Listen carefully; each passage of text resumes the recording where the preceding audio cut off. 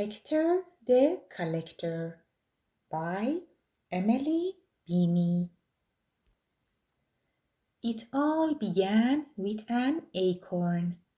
It was smooth and brown with a rough knobbly cap, and Hector found it in a crack in the sidewalk on the way to school. At recess, he found two more. One was skinny and green. The other was short and chubby, like an old man with his hat pulled over his eyes. On the way home, he picked up some more. Two were as green as apples. Two were brown and grainy like wood. One was golden and smooth like polished stone.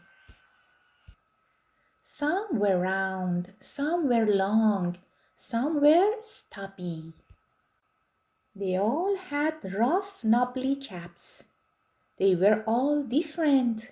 They were all the same. They were all beautiful. Every week there were more. Hector put them in his pockets, and when his pockets were full, he put them in his desk at school. One day after lunch, his teacher checked everyone's desk to see if they were all tidy. Everyone else had pencils and notebooks. Hector's was the only desk full of acorns. Everyone laughed. "Where are your pencils?" asked Alex. "Where are your pens?" asked Evan. "What are you doing with all those acorns?" asked Andre. "Maybe he's a squirrel," shouted Maddie. Hector was so embarrassed.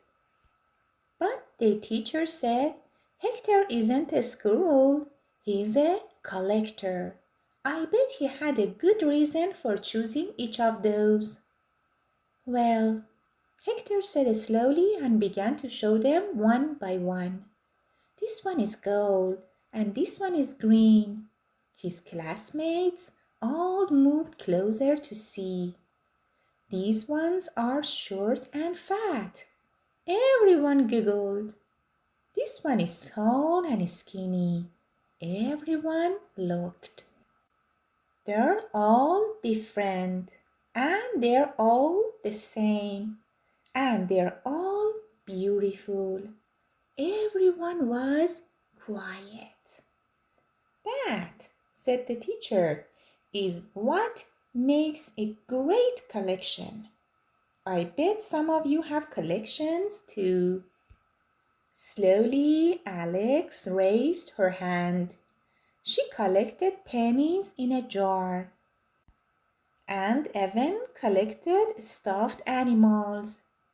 And Ray collected fortune cookie fortunes. And Maddie collected smoothed down glass from the beach. It was called sea glass.